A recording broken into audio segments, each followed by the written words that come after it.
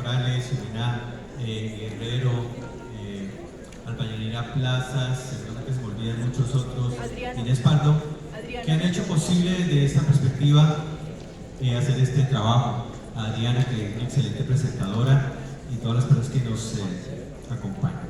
Voy a invitar, digamos, desde afuera, vamos a empezar con los que llegan desde más lejos, a Sofía Cerredo de Argentina. Un aplauso, por favor, muy fuerte. Sofía al final va a dar una degustación de mate, obviamente, por favor no coman mucho porque vamos a tener este trabajo. Sofía es estudiante avanzada de licenciatura en Psicología de la Universidad Salvador y trabaja en el Colegio Santo Tomás de Aquino hace ya más de 7 años. Dentro de su experiencia laboral en el colegio ocupa distintas redes, es preceptora y tutora y actualmente ejerce el cargo de la coordinación de las actividades de aproximación del mundo laboral y los estudios. Espero que se haya comido todo el bocadillo. Muy bien. También tenemos... Aquí me estoy medio embolatando con esto. Una invitada de República Dominicana, Ángela Andrea García Ardo. Mientras va pasando aquí la pasarela, nuestro hermoso modelo nos va a ofrecer una degustación de mofongo. Mofongo es un plato típico que probamos en Dominicana. Y bueno, creo que quieres decir algo respecto al mofongo. Típico arroz, habichuela, carne y un chenchen con chivo que si se lo comen no se les va a olvidar jamás. Bueno, eso es bien importante. Entonces no coman mucho, ya saben que tenemos aquí bastante. Bueno, entramos un poco aquí en terrenos colombianos. Voy a invitar a una gran colega, Shelly Osorio, de Bogotá. Shelly Osorio es psicopedagoga. Bueno, entre otras cosas, para no leerles todo, es autora del modelo perdóname, Shelly, se me olvidó, modelo teórico multidisciplinario de orientación en su tesis de doctorado. Bueno, nos faltan personas en este panel, es un panel de lujo, como ustedes se pueden dar cuenta, igual que todos los paneles que tenemos y hemos tenido en este evento. Bueno, también tenemos, lamentablemente no contamos con Isnelda Chacón Toledo, docente orientadora de la zona rural de Soacha, por circunstancias personales no ha podido estar. La Secretaría no le dio permiso, bueno, vamos a ver qué pasa ahí con ese tema. Bueno, vamos a saltar un poco el protocolo.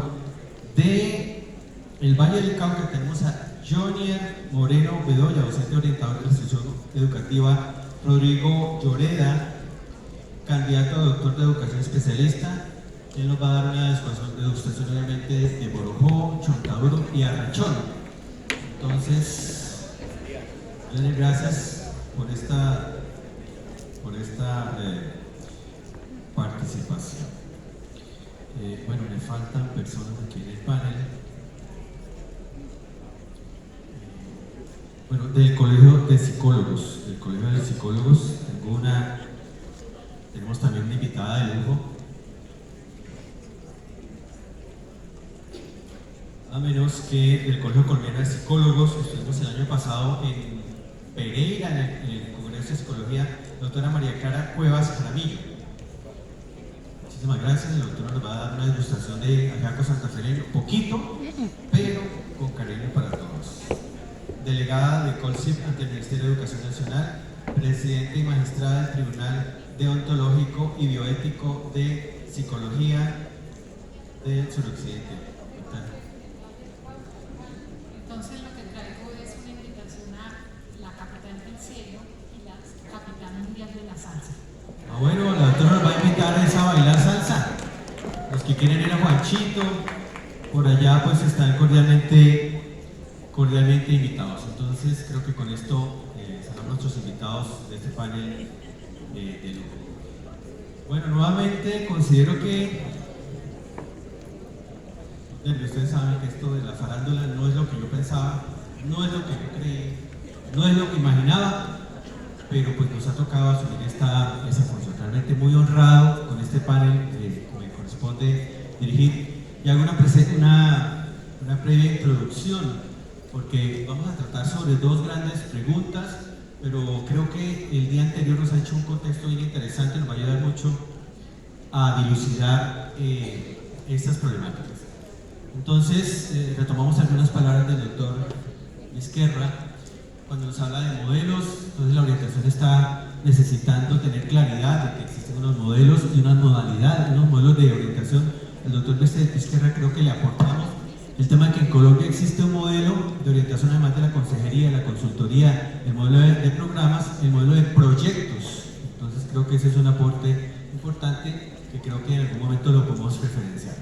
Y también recuperamos las palabras de Alfredo del Ministerio de Educación cuando nos habla de que es necesario tener claras unas líneas de base sobre las cuales la orientación trabaja. Esos indicadores que pronto nos pueden parecer aburridos, pues son súper necesarios para el trabajo de la orientación escolar, pero necesitamos una transversalización porque tenemos muchísimas bases de datos, el CIMAD, el CIMPADE, o sea, cada institución tiene su propia base de datos, y creo que el panel nos va a ayudar a entender un poco mejor este tipo de sustancias. Entonces, hay dos grandes preguntas que vamos a trabajar solamente, que son, y además son preguntas que he tenido que escribirlas unas 4 o 5 veces porque no son como tan, tienen su venenito, tienen sus cascaritas. Dice, primero, condiciones de la realidad que demandan transformaciones en el rol y sentido del docente orientador. Rol y sentido, le agrego yo, del docente orientador. Y dos, ¿cuáles son las expectativas sociales que generan tensión en el rol y sentido del docente orientador?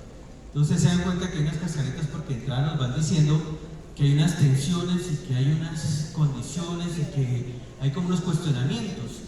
Yo me preguntaría, y le preguntaría un poco al panel, ¿será que los otros cargos de la escuela están igualmente cuestionados?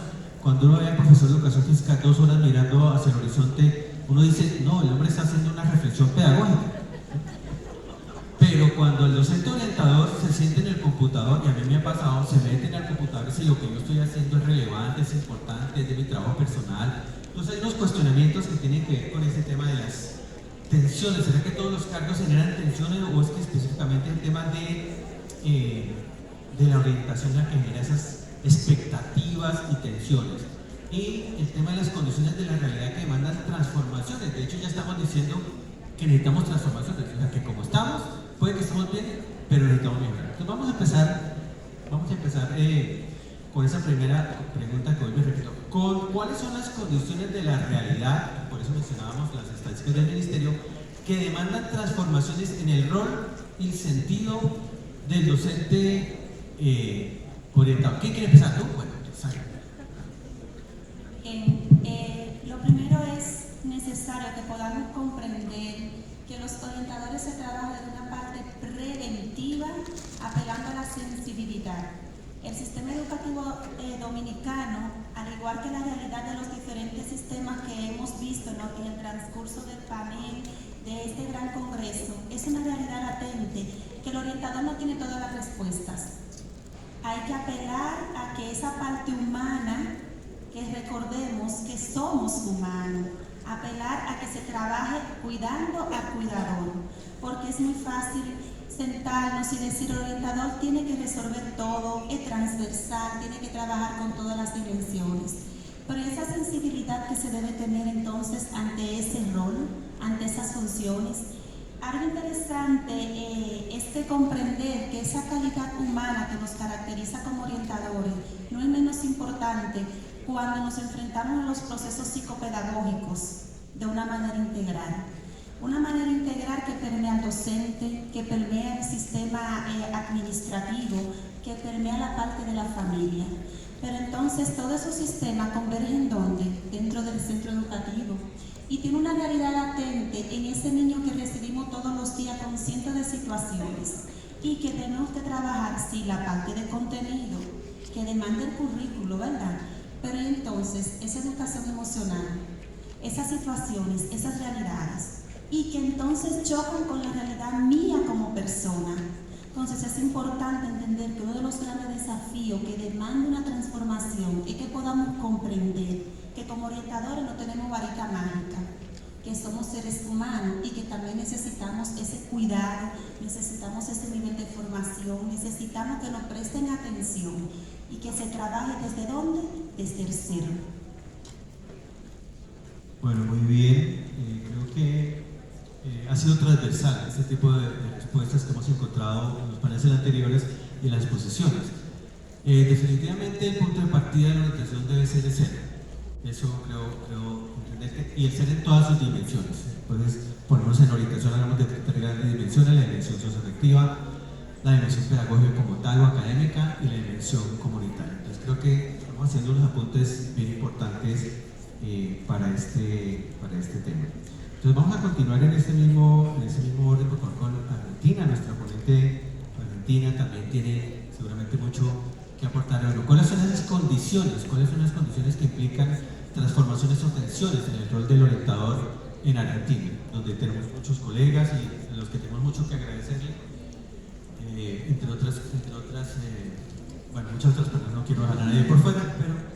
Bueno, gracias. Sí, siguiendo un poco con lo que decía Ángela, yo creo que también a raíz de los últimos años hubieron muchas cuestiones que nos exigen transformar o pensar en formas diferentes. Primero y principal quizás la pandemia, que ya de por sí es una transformación que viene sucediendo, ¿no? Con educación tecnológica, con las nuevas tecnologías que se usan, con tener que dar una respuesta inmediata, porque eso es sinónimo de eficacia, porque si tardas, no sé, 3 horas en pensar, en tratar de trazar un plan de acción, no estás haciendo las cosas y te vienen a mirar, a evaluar, a ver cómo que estás trabajando.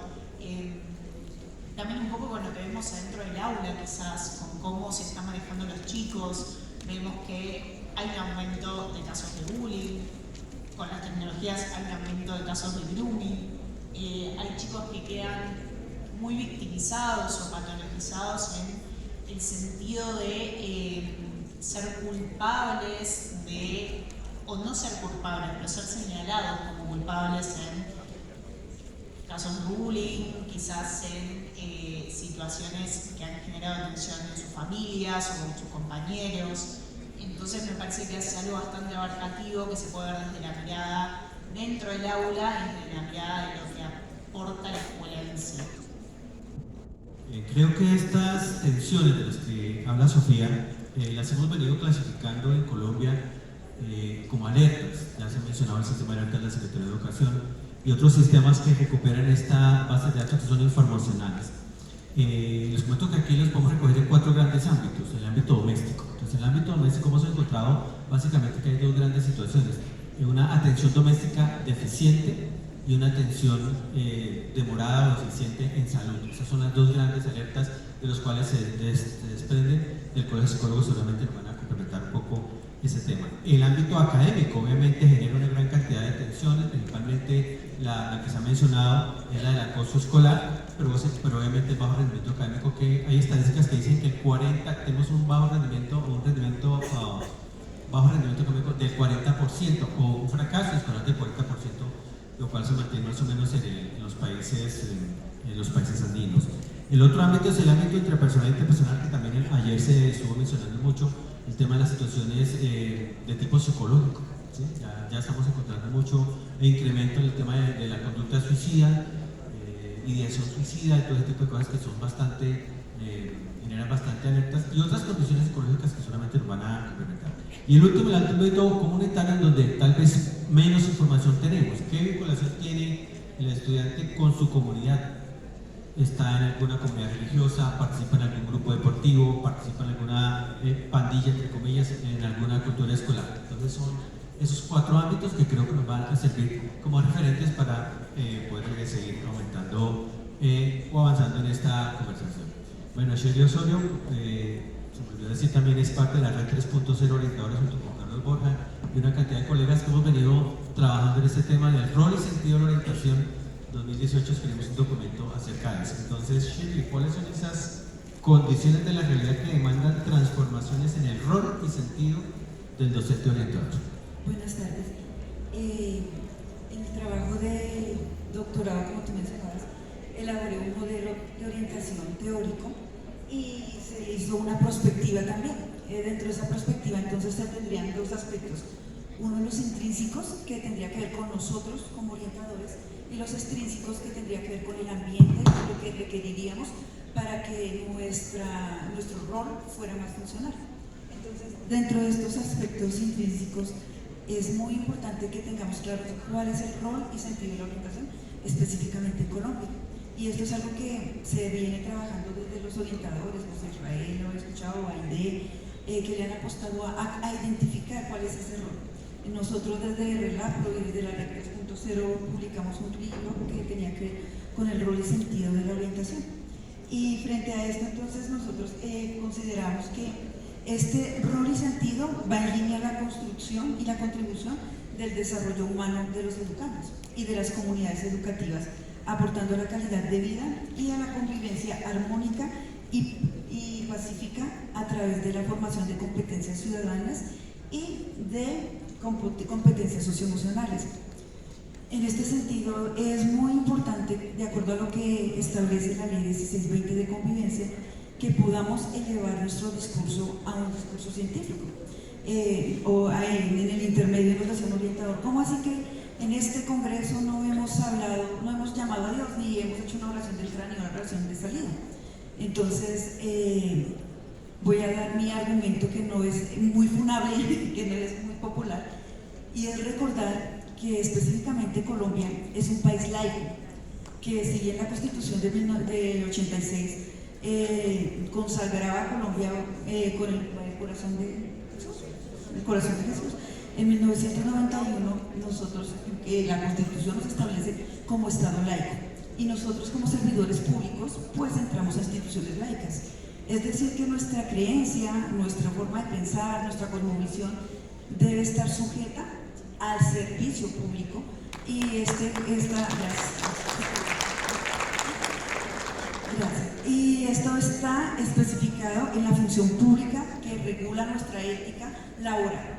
Entonces, cuando a veces uno nombra eso, hay compañeros orientadores que se ponen bravos y dicen, no, es que ella es atea, entonces quiere que todos nos seamos ateos y nos quiere sacar a Dios, y no nos está respetando nuestra libertad de credo, y de ninguna manera. O sea, de nosotros, de puertas para adentro de nuestra casa, de nuestro ser, tenemos toda la libertad de creer, pero debemos tener muy, muy claro que como funcionarios públicos, la función pública nos exige tener neutralidad en nuestras intervenciones.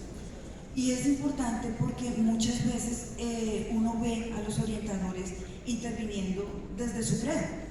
Entonces, no es raro ver orientadores que su forma de intervenir es: venga, leamos un pasaje de la Biblia, o venga, oramos, o venga, sacamos el cuarzo, no habrá falta que haga exorcismos. Entonces, por eso es tan importante que nosotros desde la Ley 1620 nos paremos en esa exigencia, que es tener un discurso científico. Si ustedes recuerdan, hace muchos años, nuestras redes, nuestros congresos, todo era: es que nos ponen a repartir refrigerios, es que nos ponen a trabajar más, es que no tienen claro lo que nosotros somos y nos explotan, es que los rectores abusan de su poder. Pero la pregunta es: ¿y por qué abusan? A nosotros nos tratan como permitimos que nos traten, ¿cierto? Y de alguna manera es porque tenemos desconocimiento, o porque no es muy puntual nuestro discurso que nos empodere desde un discurso científico. Entonces, como nos ven, que sirva refrigerio, bueno, sirva acá para allá, lo hacemos. Entonces, por eso es muy importante que nosotros, en este segundo escrito que realizamos desde la REC 3.0, con Amilcar, con Borja, hablamos de la importancia de la investigación como empoderamiento de la orientación escolar. Si nosotros estamos investigando y estamos trabajando y nos dicen: vaya, reparta refrigerios, pues vamos a decir: no, es que yo estoy haciendo un trabajo muy juicioso y sistematizado de investigación, no puedo irme a repartir refrigerios. Pero eso también tiene que ver con el empoderamiento propio y el rol y sentido que yo mismo dé a mi propia labor. Entonces, es importante. ¿Cómo? Entonces dejemos algo para luego. Dejemos algo para después. Ya voy a terminar. A lo que iba es que es muy importante que nosotros demos cumplimiento a la Ley 1620 en cuanto a ese discurso científico, y para eso es muy importante, desde ayer lo veníamos hablando, la formación de los orientadores escolares, y de ahí sale la propuesta de la formación multidisciplinaria. Y los otros aspectos rápidamente seguimos hablando de la importancia de fortalecer la salud mental de los orientadores, y que nosotros podamos ser agentes de ese fortalecimiento de la salud mental dentro de las instituciones, pero si nosotros no contamos con esta salud mental, por más que queramos desarrollar competencias, nos va a desbordar esa emocionalidad y esa sobrecarga y no vamos a poder aportar a ese fortalecimiento. Y también la importancia del trabajo en redes para la construcción de nuevos conocimientos. Bueno, Chile ha metido el dedo en la llaga, el dedo en 3 llagas bien grandotas que tenemos acá. Una de esas es la formación científica del orientador. Los visitantes extranjeros dirán, pero es que acaso no tenemos formación científica. Sí, tenemos una formación científica académica multidisciplinar. Hay psicólogos, hay trabajadores sociales, hay psicopedagogos, hay pedagogos recreativos, hay sociólogos. No se llama un sociólogo, no he conocido ni primero en orientación, pero son bienvenidos según la ley. Y están los terapeutas del lenguaje, los terapeutas ocupacionales. Entonces, ese tema de lo multidisciplinario requiere una multidisciplina que creo entender un poco a Chile la necesidad, y es que no por sentar personas de 4 disciplinas tenemos una interdisciplina o una multidisciplina. Necesitamos construir epistemológicamente ese tema de la epistemología de la orientación en Colombia, que es un tema que tenemos pendiente de discutir con la red 3.0 y las otras redes. La segunda tensión, la dimensión espiritual, tiene que ver, o sea, cómo abordamos el tema de la dimensión espiritual sin caer en el tema religioso, sin caer en la religiosidad. Shelley ha mencionado autores que diferencian una cosa de la otra, ¿no? La religiosidad como algo muy particular, como algo de cada persona que hay que respetar, pero que hay que considerar también cuando se hace intervención en orientación. Yo no puedo hablar con los estudiantes de hablar de planificación familiar o de métodos de anticoncepción sin tener en cuenta que puede tener una concepción religiosa que puede estar en disonancia con esto. Y la tercera tensión que ya se mencionó el día de ayer fue el tema de la salud mental, yo diría más bien la salud vital del servidor, del orientador, como formador, como educador, como, bueno, el rol y sentido que se define. Entonces, a partir de allí, creo que Joyner también tiene mucho que aportar, porque en el Valle del Cauca pues se generan muchas tensiones propias del rol y el sentido de la orientación. Entonces, por favor, Joyner. Perfecto, bueno, buenos días. Yo tomo un escrito de Jacques Delors que dice que sería necesario que hubiera orientadores profesionales para contribuir a resolver problemas sociales, ¿ya? En ese sentido, tomamos las funciones de nosotros. En ese sentido, el Ministerio de Educación Nacional dice que los docentes orientadores son esos profesionales tendientes a contribuir a la resolución pacífica de conflictos, a garantizar el respeto de los derechos humanos, a contribuir al libre desarrollo de la personalidad, a brindar apoyo a sus estudiantes con necesidades académicas, a acompañar a padres, madres o cuidadores, a realizar un estudio en socio-ocupacional y a establecer vínculos interinstitucionales. Aparte de eso, bajo la resolución 3842, que son 14 funciones, tomamos 2 fundamentales: la socioocupacional y la de prevención de riesgos psicosociales, prevención de embarazos, prevención de suicidio, prevención de vulneración de derechos. ¿Sí? Son muchas funciones. Entonces, adentrarnos al campo de la orientación escolar significa tratar con toda la comunidad educativa, con padres, con madres, con cuidadores, con docentes, directivos docentes, administrativos, con niños, niñas y adolescentes. ¿Desde qué punto? Desde el autocuidado, desde lo socioemocional y desde lo académico. En ese sentido, son muchas funciones y no hemos tocado la relación técnica de estudiantes-docentes que ahorita lo miramos. Generalmente entonces vamos a terminar, como trata aquí la doctora, mentalmente podemos colocar... No sé, ¿alguien nos ayuda aquí con la diapositiva, por favor? Una colega del Valle del Cauca que nos comparte una postura. ¿Ya se está viendo en la pantalla?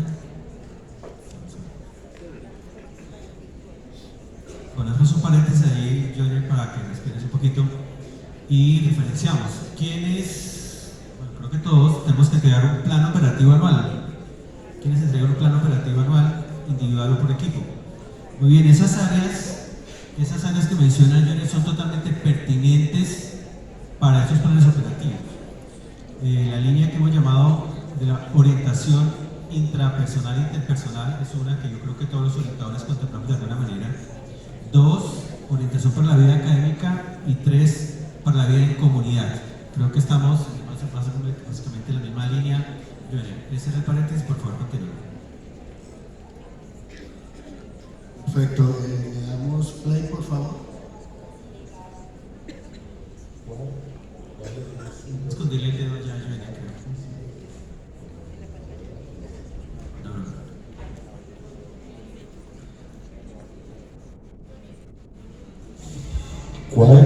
¿Cuáles han sido los momentos más difíciles como orientadora en la institución educativa? Bueno, como docentes orientadores tenemos que asumir diferentes retos, pero yo te diría, sin discusión, que uno de los principales es cuando debemos activar las rutas por posible vulneración de derechos, especialmente cuando esta ruta está relacionada con nuestros compañeros docentes por posible acoso con estudiantes.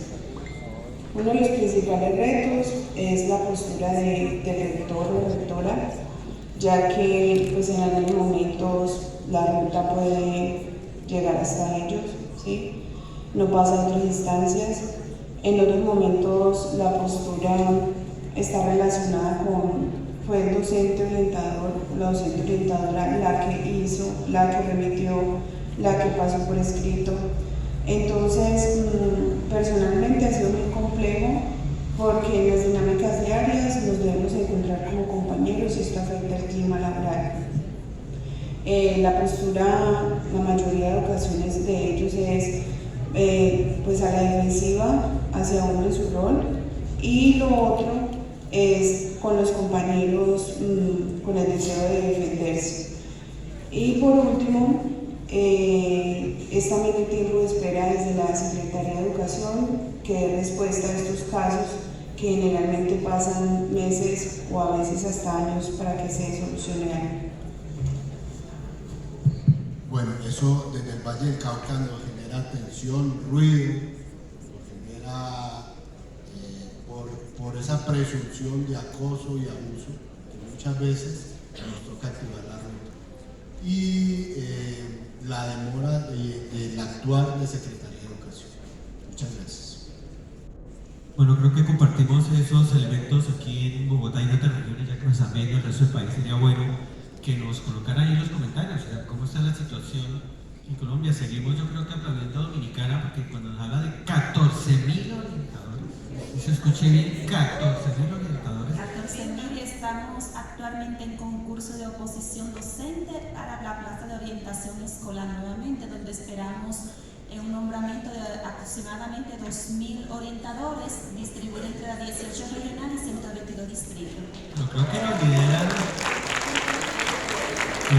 no conozco las estadísticas, pero seguramente lideran la cantidad de orientadores en Latinoamérica. Yo conozco algunas estadísticas de otros países y bueno, sé que estamos bastante lejos de esto, pero retomando el comentario de ello en el libro de rol y sentido de orientación que escribimos junto con Carlos Borges y Shirley, hablamos de dos elementos fundamentales que me gustaría que retomáramos más adelante con la doctora Cuevas, y es el tema del empoderamiento y el posicionamiento del rol, porque no son exactamente lo mismo. Una cosa es posicionarse, y creo que he comentado con varios colegas aquí y en otros espacios de que el trabajo de orientación todavía le falta mucho articulación intrainstitucional.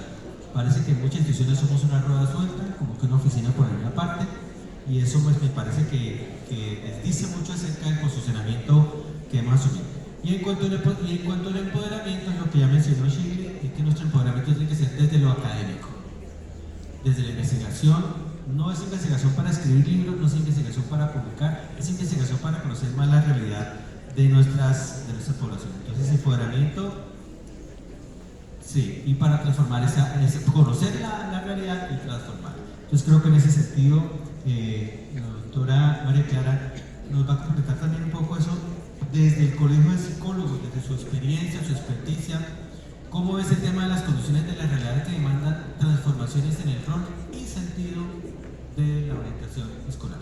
Bueno, muchas gracias. Buenos días para todos y todas. Yo quisiera referirme a 3 categorías o grupos de condiciones que creo que ameritan una revisión y una reestructuración del rol y por lo tanto el ejercicio. Un primer grupo de condiciones serían las relacionadas con el rol mismo o la función de la orientación escolar, y quiero poner en primera instancia, para seguir poniendo el dedo en la llaga por supuesto, el número de estudiantes asignados a cada orientador escolar en el país, que hace imposible, una misión imposible, que se pueda llevar a cabo una orientación escolar en todo el sentido de la palabra. Como segunda medida quiero hacer alusión a las condiciones de salud mental que son las que tienen que atender, resolver, prevenir, promover los y las orientadoras escolares, y que todos conocemos con amplitud los devastadores efectos que la situación pandemia y pospandemia han tenido, sobre todo, como lo señala UNICEF, sobre la salud mental de los y las escolares. Y esto nos pone y los pone frente a un nuevo reto, quizás mucho más importante que todos los que teníamos previstos, y es cómo hacemos para tratar de restaurar unas condiciones mínimas de bienestar y salud mental de los escolares, para poder acompañarlos en sus construcciones de proyecto de vida, siendo que en las instituciones educativas, aunque seamos el clínico más experto, no podemos hacer clínica terapéutica, y eso es clarísimo. Y unas terceras condiciones relacionadas con el contexto. Ya ayer nos decía el doctor Vizquerra, la crisis se ha vuelto el estado permanente. Las crisis del calentamiento global, la crisis de las guerras, las crisis que todos los días que nos levantamos le hacemos frente a una crisis nueva, una crisis diferente, y sobre todo la condición de pandemia nos mostró cómo una condición crítica podía poner en jaque globalmente a todos los seres humanos. Y eso nos pone a nosotros frente a una nueva perspectiva, y la perspectiva es nosotros, los que trabajamos de alguna manera, yo no tan directa, pero ustedes sí, los y las orientadoras escolares, en estas condiciones cambiantes e impredecibles. Hay algo que sí tenemos claro, y es que nos tenemos que preparar para la incertidumbre, los retos y las pérdidas, y eso es algo más que se nos agrega a la contribución que debemos tener. En segunda instancia me quiero referir a la condición, o a la condición de la formación personal y profesional, y quiero hacer una diferenciación muy clara, porque es que estamos pasando de largo y estamos diciendo la formación profesional y el desarrollo profesional, ¿y dónde está la persona? ¿Dónde están los y las orientadoras escolares? ¿Y dónde están esos seres humanos sintientes que tienen que hacerle frente a las propias vicisitudes de la vida y poner la mejor cara del mundo para ayudar a construir con los y las estudiantes? Entonces yo creo que el punto de partida sí tiene que ser una consideración de cuáles son esos espacios formativos en los cuales la formación del ser y el sentir del y la orientadora escolar tienen un espacio que de verdad sea un espacio de construcción, de reflexión, de encuentro, de reencuentro, de resignificación y reconstrucción, para poder ser competentes, ya que estamos hablando de competencias, para operar como facilitadores de competencias, en especial socioemocionales, de las estudiantes, los y las profesoras, docentes, grupos administrativos y las familias. Y por último, la otra condición que diría yo, y este es un punto de vista muy personal, no quiero comprometer al Colegio Colombiano de Psicólogos porque es una postura personal, me parece súper importante empezar a considerar esto que se ha venido ahí como enunciando y medio configurando, referido a la necesidad de los equipos de orientación escolar, para que la orientación escolar no recaiga en un solo sujeto que pertenece a la los superhéroes, que ya me voy a referir posteriormente a eso, con capacidad para todo, a no ser que aparezca la kriptonita. Y en ese orden de ideas me parece muy importante, dentro de esos equipos, hacer una resignificación del rol profesional de cada uno de estos actores de los equipos. No podemos exigir que se pierda la identidad profesional para ejercer una función, porque yo sí soy terapeuta ocupacional. ¿Desde dónde me paro para el rol de orientación escolar? Desde las competencias como terapeuta ocupacional. Si soy profesional de psicología, me paro dentro de las competencias, los saberes y los conocimientos de la psicología, y así sucesivamente. Entonces yo diría que en lugar de competir y decir, olvídese que usted dejó de ser terapeuta, psicólogo, sociólogo, etcétera, etcétera, es, no se olvide, pongamos aquí sobre la mesa todas nuestras competencias profesionales, nuestros saberes y nuestras metodologías y teorías, pongámoslas juntas y construyamos conjuntamente. Diría que esas son las 3 grupos de condiciones. Gracias. Unos puntos totalmente claves, los que plantea la doctora María Clara Cuevas desde el Colegio de Psicólogos, pero debo hacer una aclaración. No sé si todo el mundo sabe que la formación en Latinoamérica para los orientadores no es igual. Tenemos 2 grandes modelos. El modelo en donde los orientadores son docentes con mención en orientación, como en República Dominicana, en Venezuela, en Panamá, en Costa Rica. Creo que bueno, en Argentina también he estado en Argentina, pero aquí muy entre nos, muy entre paréntesis, quiero hacer la salvedad, puedo estar sesgado, en donde en Argentina creo que hay un énfasis más psicológico, pero bueno, eso lo discutiríamos después. Sí, ok, también tengo amigas psicopedagogas, saludos allá en Argentina, todas las amigas psicopedagogas que conozco.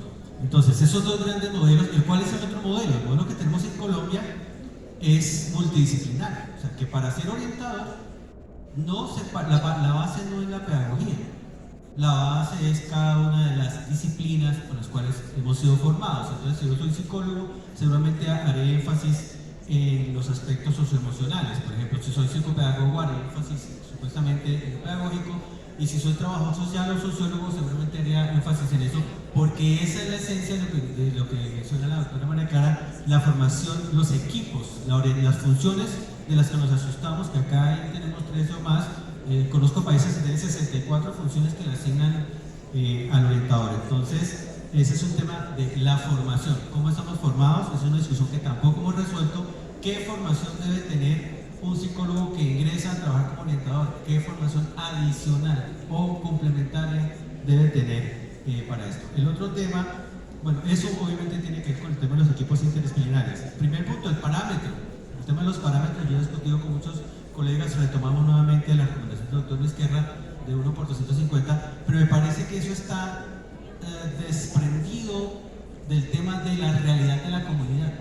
Si yo hago un estudio directo de mi colegio Agustín Fernández en Bogotá, que tiene 4 sedes y que tiene 2.500 habitantes, estudiantes y familias, pues mucho más que esa, ¿cuántos orientadores necesitamos respecto a las necesidades de esa comunidad?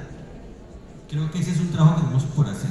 O sea, sí, claro, sería muy conveniente de pronto 1 por 250, pero si hacemos el estudio, de pronto encontramos que el parámetro sería muy diferente. Salud mental. José Israel González ha mencionado muchas veces de manera verbal y escrita que la orientación en Colombia surgió por el tema de la salud mental. Ese fue, digamos, el gran sentido, y por eso se copiaron del sector salud los equipos de los centros de diagnóstico y tratamiento, un modelo totalmente clínico que a mi entender fracasó justamente por pretender que un equipo de 4 personas puedan responder la problemática a toda una localidad como era lo que se esperaba. Bueno, el tema de la salud mental, creo que se ha hablado suficiente de la salud mental del orientador, y también el tema de las condiciones para ejercer la orientación. Desde que yo ingresé, me prometieron una oficina esquinera y par secretarias alentadas para atender. Hasta el momento no tengo. ¿Quién tiene unas condiciones? ¿Quién está contento con sus condiciones laborales? Una encuesta aquí rápida. 1, 2, 3, 4, 5, 6, 7, 8. Bueno, veo que la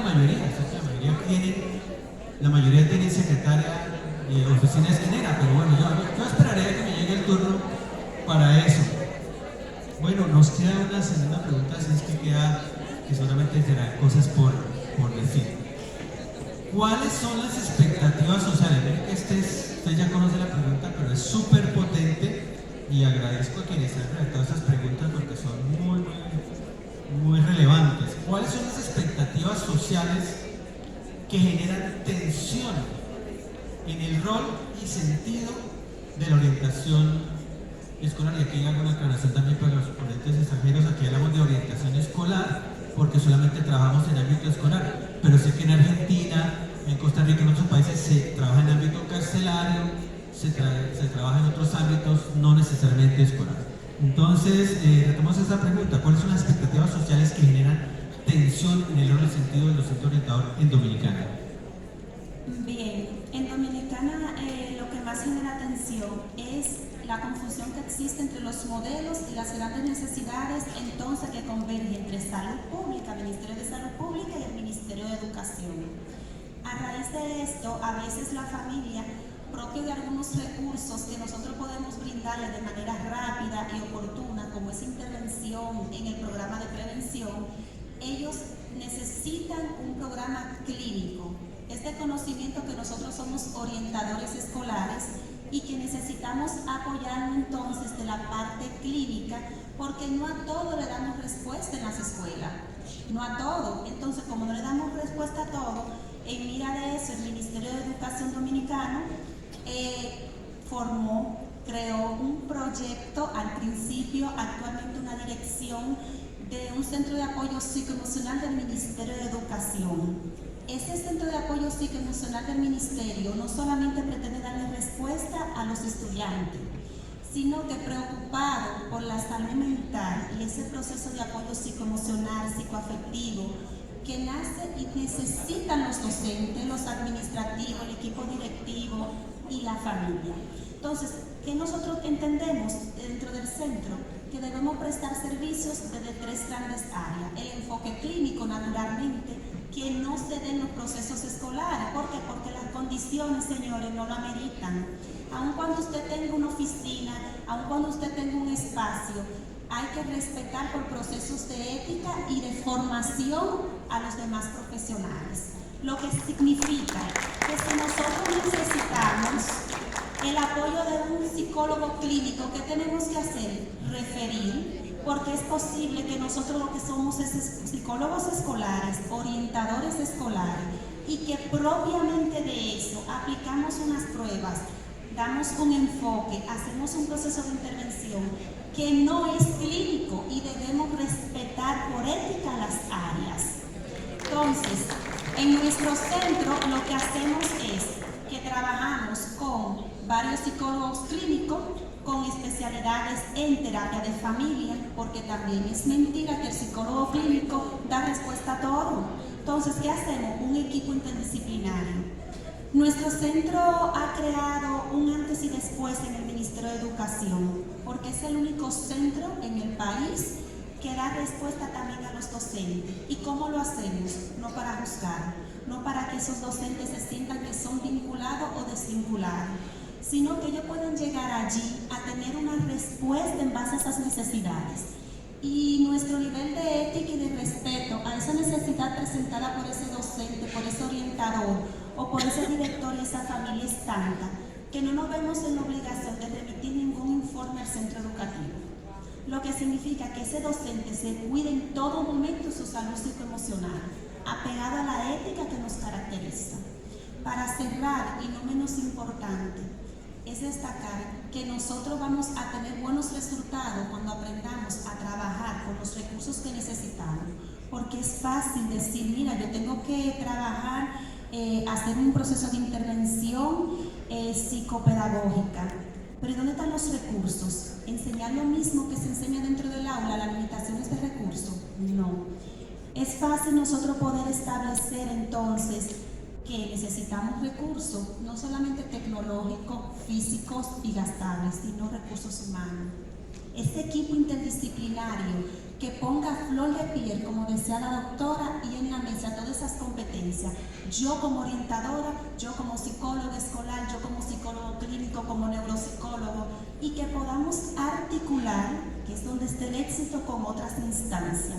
En nuestro caso, articulamos con UNICEF, articulamos con el Ministerio de Salud Pública y articulamos con muchas otras instancias que nos dan un apoyo de respuesta oportuna. Sabemos que la realidad de cada país es diferente, pero también apostamos, y por eso estamos en este congreso, a los cambios, apostamos a la transformación y a que juntos podemos empujar un poquito más para dar una respuesta. Somos orientadores y somos orientadores porque amamos serlo.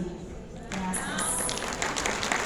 Bueno, retomo de Ángela todo su entusiasmo para recordar un documento que espero que se publique, que se llama 4 necesidades de la orientación en Colombia.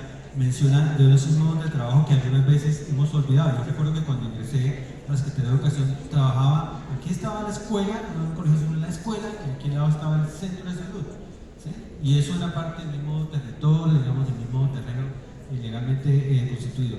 Entonces creo que es importante resaltar eso, que necesitamos recuperar ese trabajo intersectorial, sector salud con sector educación. Ya hemos hablado de lo intrainstitucional y de lo intersectorial. Entonces creo que es un elemento importante. Recordemos también que existió acá tenemos dos modelos de salud que hemos vivido: escuela saludable desde antes del 90 más o menos, 1990, y después salud al colegio. De salud al colegio pues se ha criticado, o yo he criticado el tema de que no es llevar salud al colegio, porque es como que la salud está afuera y yo tengo que llevarla, ¿sí?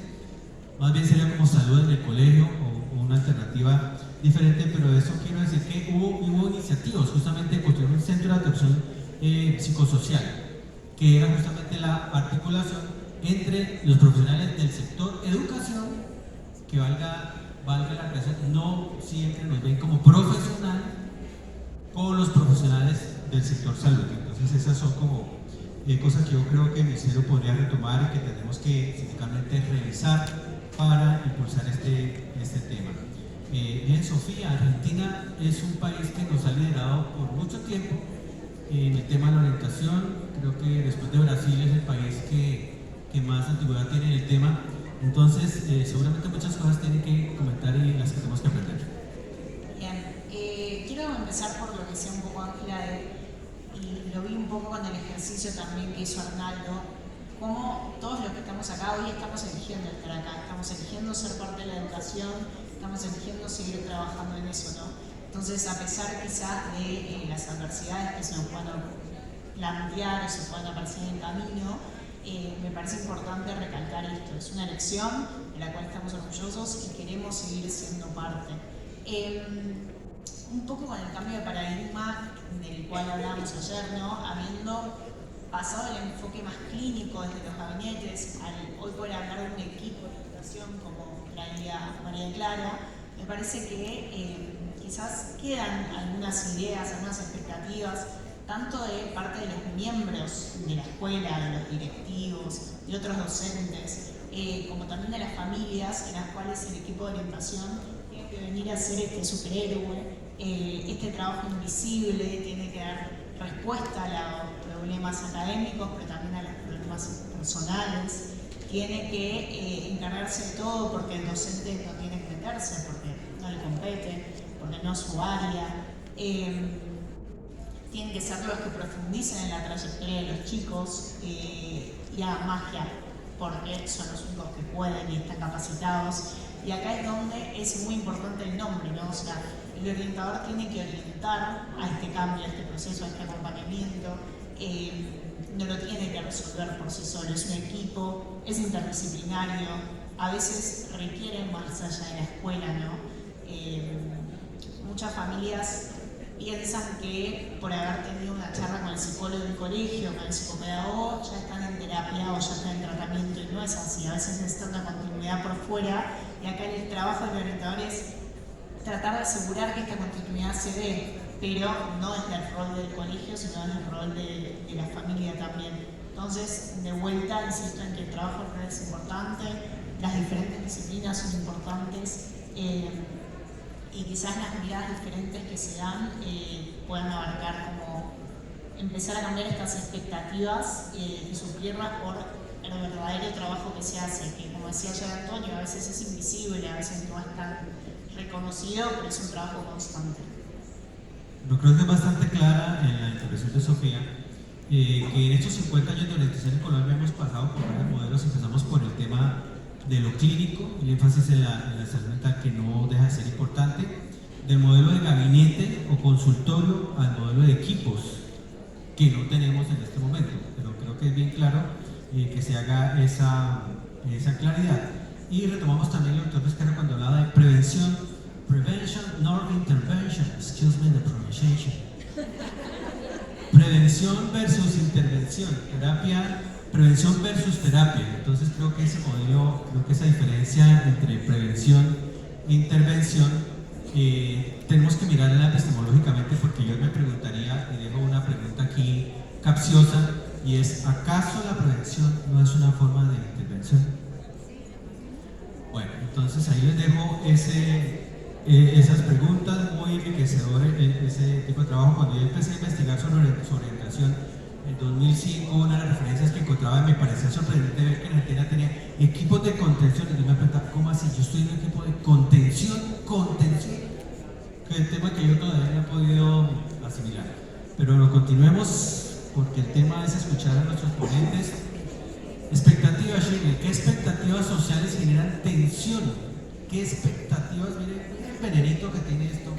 ¿Qué expectativas sociales generan tensión en el rol y sentido del orientador? ¿Qué esperan la comunidad del rol del orientación? Bueno, yo agregaría lo que ya han mencionado nuestros Discúlpame, compañeros. pero discúlpame que te interrumpa, porque es que no puedo pasar a hacer esta intervención. Una vez una señora en Santander me decía: ¿qué cosa tan inútil eso de la orientación, cierto? Y arrugaba la cara. Entonces, como que las expectativas de la señora no eran acorde. Bueno, ella no sabía que era orientador, ¿no? Chile, ¿qué perdón la interrupción? Expectativas sociales que generan tensión en el rol y sentido del docente orientador.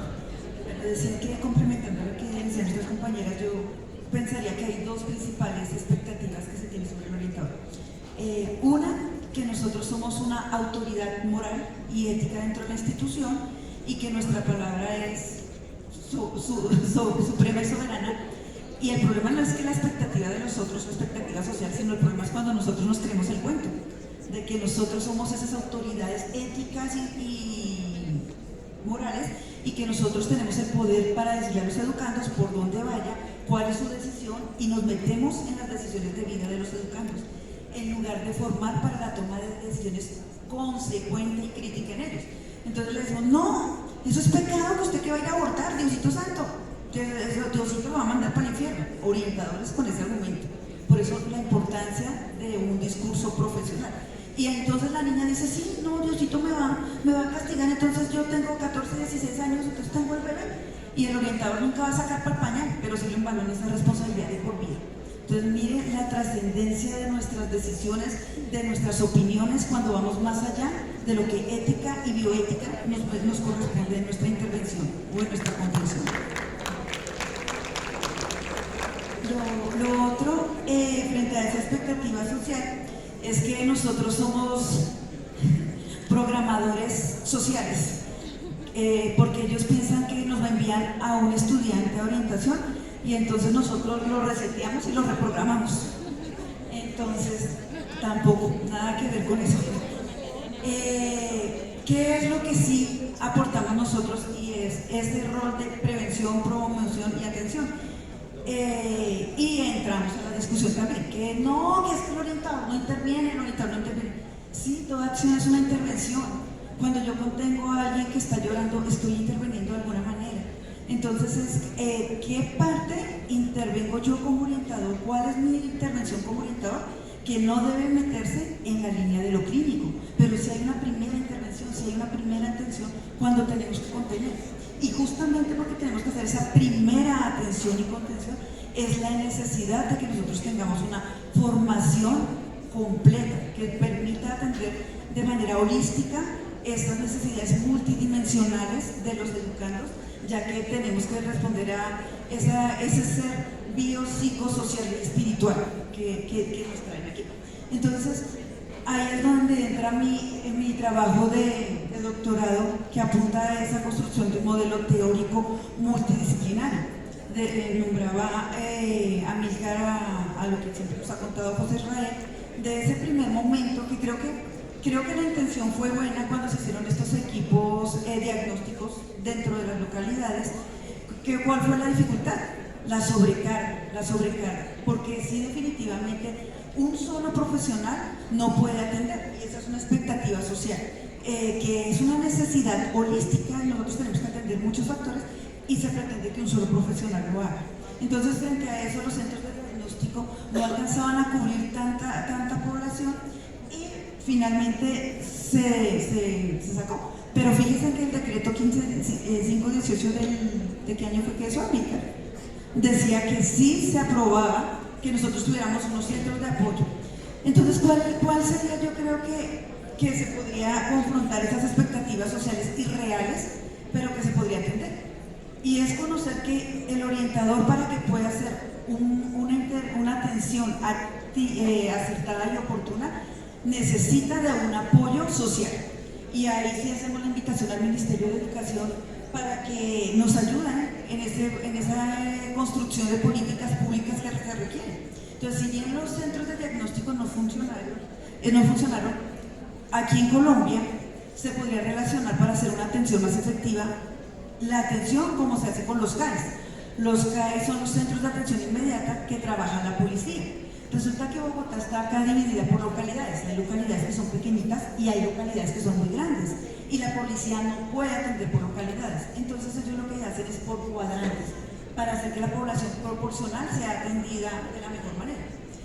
Es la sugerencia que nosotros en las localidades, las políticas públicas, apunten a la construcción de unos cuadrantes de atención socioemocional y integrales frente a las necesidades. Porque ustedes se dan cuenta que nosotros como orientadores nos tenemos que valer del sector salud, porque efectivamente nuestra labor es única y exclusivamente pedagógica.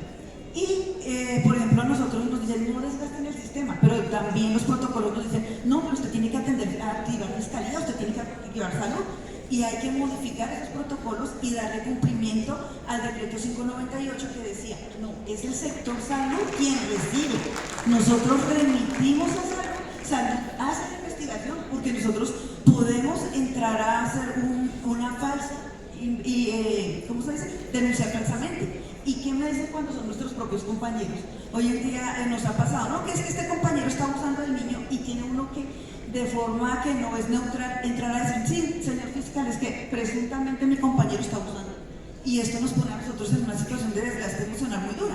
Mientras que si uno se mantiene neutro, dice, no, remitimos a salud hace la investigación, no desgasta el sistema y se identifica que hay delito, inmediatamente activa fiscalía y a todas las CIAs que estén incluidas ahí, que sean pertinentes.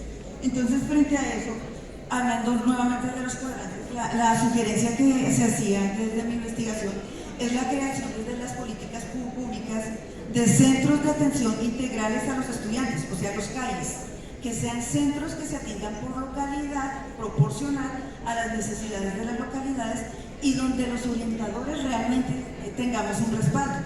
Porque nosotros enviamos a las EPS y ¿cuál es la respuesta de los papás cuando vienen? No hay cita, perdón, no hay cita. Si nosotros logramos que existan estos centros, no solamente va a ser el sector salud, sino todas las instituciones que requieren los estudiantes de apoyo. Entonces, que haya un representante de bienestar familiar, un representante de las comisarías de familia, un representante de la fiscalía, y ahí también articulado los centros de los profesionales de salud. Entonces, el pediatra, el neuropediatra, el terapeuta ocupacional, el terapeuta del lenguaje, hasta abogados que puedan atender no solamente a los niños, sino sus contextos familiares, porque es iluso pretender que vamos a atender a un niño cuando estamos relegando o ignorando sus realidades sociales y los apoyos que se requieren a eso. Y ya para finalizar,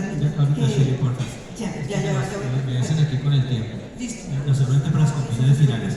Bien, retomamos de Chile, entre sus muchas intervenciones relevantes, dos.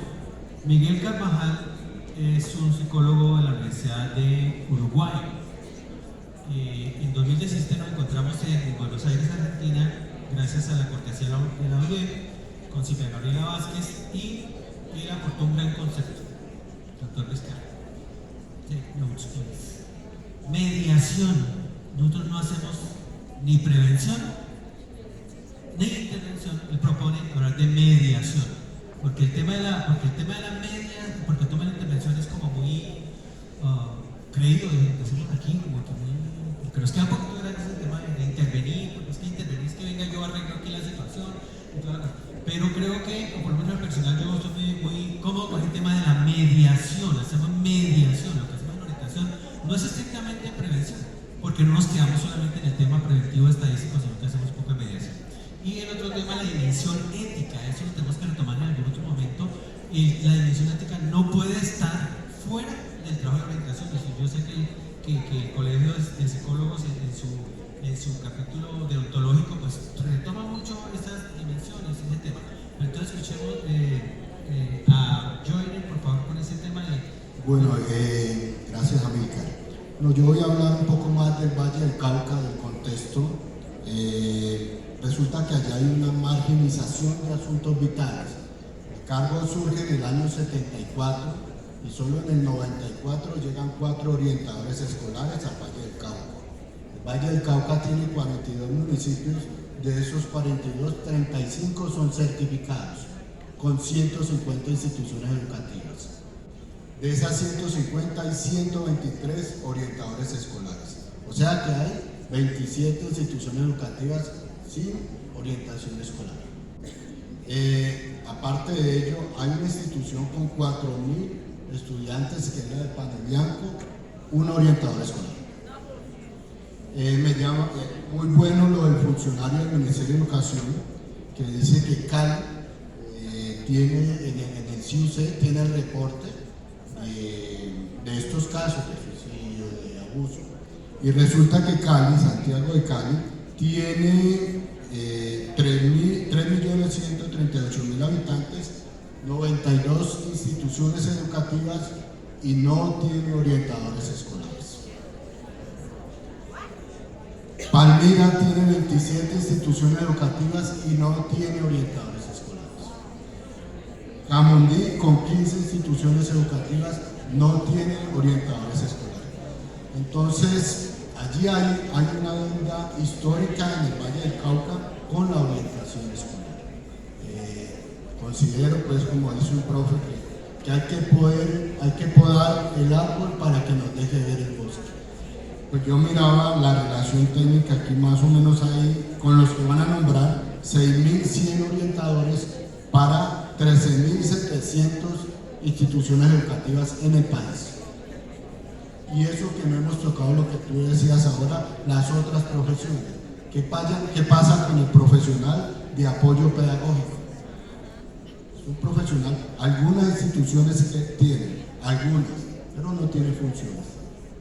Entonces, habría que pasar de la teoría a la práctica y necesitamos un horizonte de sentido que pueda llegar a estos contextos escolares. Muchas gracias.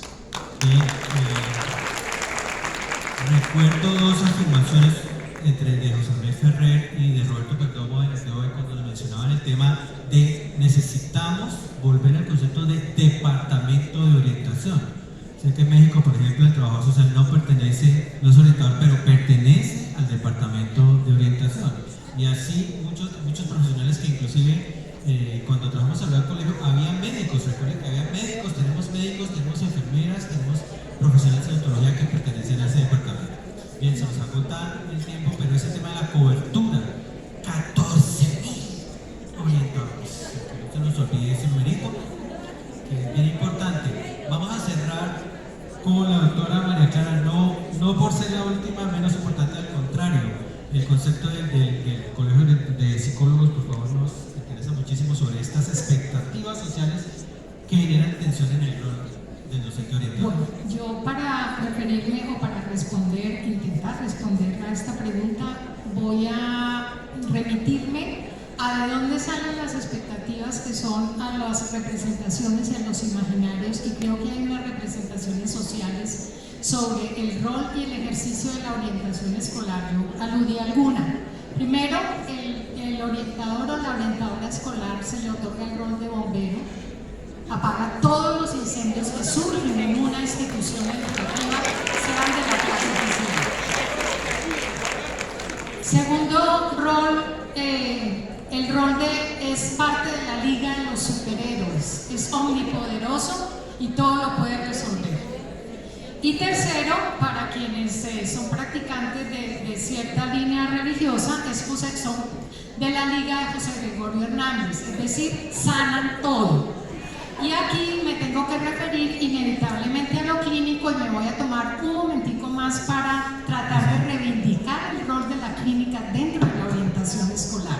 Soy psicóloga clínica hasta la médula de los huesos. Y si ustedes me preguntan, ¿ha hecho clínica en las instituciones educativas? Yo les digo, sí. Cuando yo hago promoción de la salud mental, promoviendo la convivencia escolar, estoy ayudando a construir salud mental, porque salud mental no es solo patología. La patología es un extremo de la salud mental. Entonces, yo sí he venido haciendo y seguiré haciendo salud mental en las instituciones educativas. No necesitamos compañeros del Ministerio de Educación que nos lleven la salud mental a las instituciones educativas, porque los y las orientadoras escolares todos los días tejen y construyen salud mental con cada uno de sus actos dentro de las instituciones educativas. Entonces, también es un llamado a reivindicar el rol de la clínica y a que ustedes, y permítanme encierro con esto, tengan el orgullo inmenso de sentirse facilitadores y auxiliares invisibles de la construcción de tejidos de vida de miles, esos miles de estudiantes, esos 1000 y pico de estudiantes a los que les toca atender. Entonces vale la pena, porque aunque sea invisible, la labor es la más importante para la construcción de proyectos de vida de los estudiantes. Gracias. Lamentablemente nos quedamos sin tiempo, pero vamos a cerrar con una intervención de Dominicana, una frase, y recordar que la Caja de Pandora, un equipo de trabajo en orientación, donde está José Real González, Ani Mesa y otros, Daisy Sandoval, vienen trabajando sobre el concepto de mediaciones pedagógico-terapéuticas al interior del colegio, que no es ni lo clínico puro, ni es pedagogía sola, sino que es un momento intermedio. Entonces cerramos con Ángela, que nos tiene una frase. Hoy me permito citar nuevamente al doctor Rafael Vizquerra y con una frase que he arrastrado durante varias investigaciones. Se aprende a amar sintiéndose amado. Enseñemos a todos a amar la orientación, a amar nuestro rol y nuestra función. Si no aprendemos a enseñarlo a ello, a amar nuestra función, entonces no tendremos éxito en nuestras labores. Muchísimas gracias. Lastimosamente no tenemos tiempo para preguntas, pero creo que ha sido espectacular este panel. Muchísimas gracias.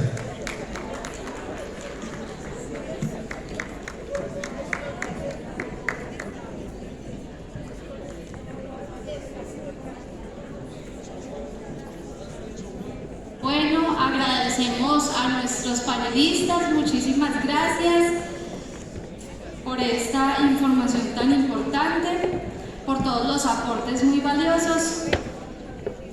Y volvemos nuevamente, compañeros, les contamos que nuestras redes se siguen moviendo y queremos agradecer a todos los compañeros que están en las diferentes regiones y que nos han dejado